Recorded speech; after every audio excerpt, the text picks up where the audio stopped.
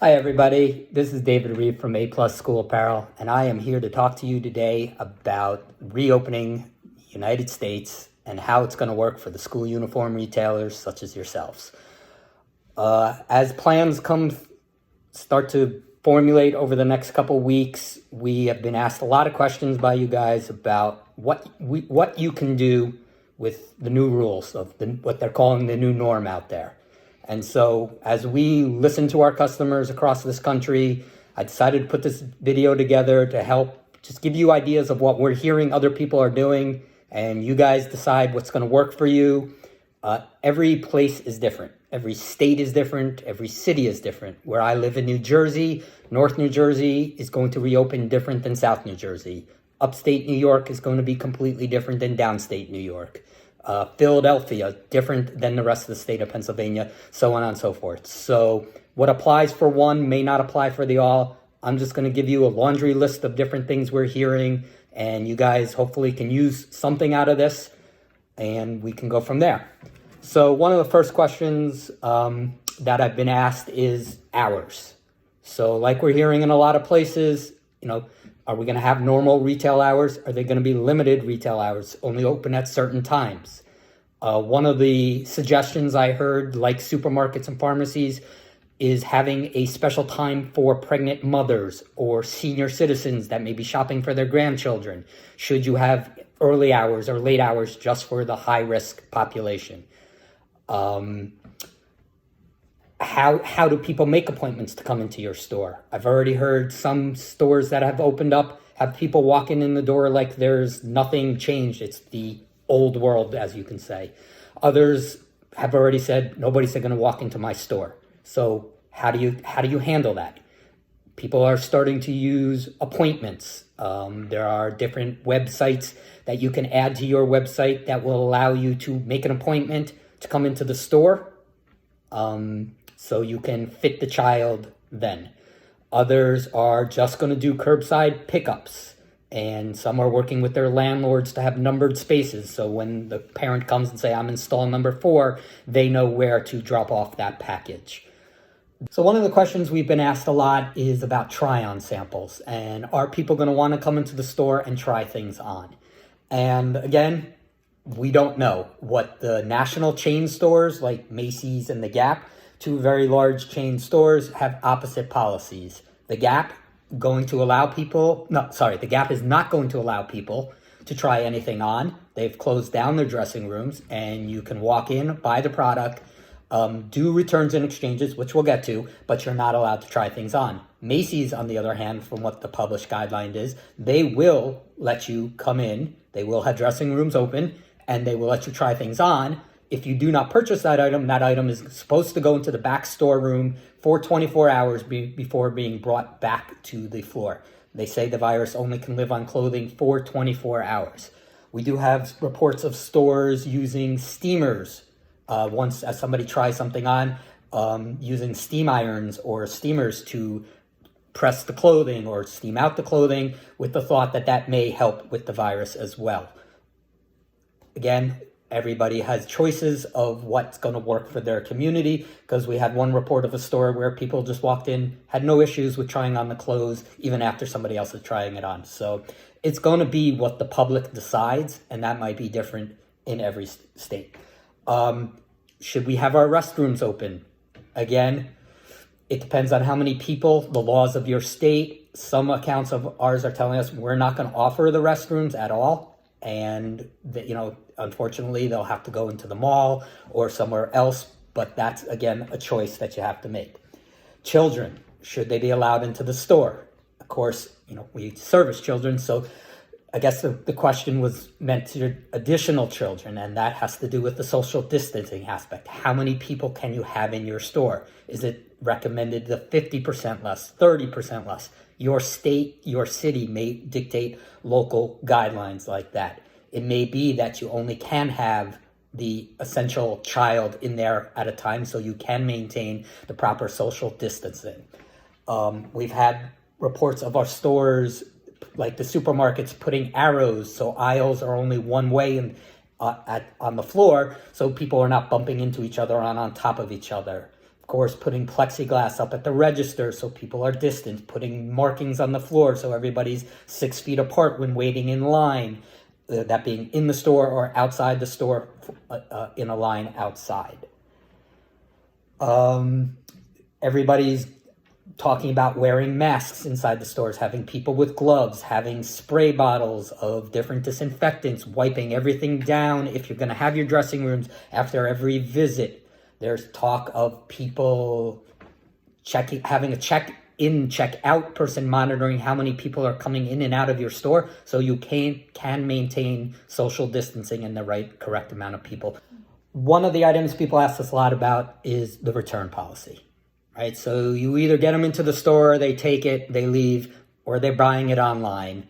And now, how do you handle the returns and exchanges?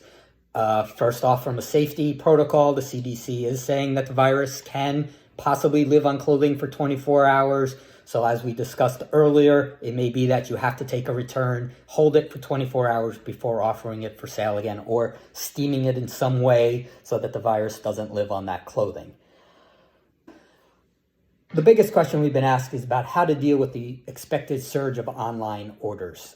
As we almost encourage people not to come into the stores with social distancing and curbside pickup, everybody is saying they expect their online orders to double, triple out there, and all the attendant problems that come with it.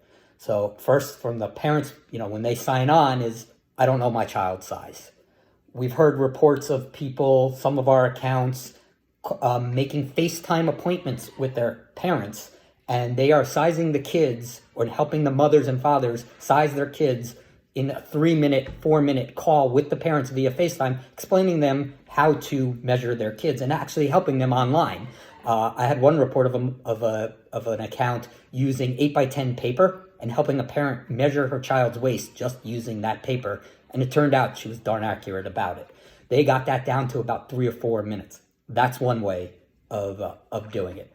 We are trying here at School Apparel to come to market with a sizing app. The idea is eventually that the kids or the parents can use their phones to scan their body. It will take their measurements, and based on our product specs, will recommend a size for them. This was something we had at work for School Apparel, and that we were planning to roll out for in the next summer, not knowing that a virus was going to hit this summer.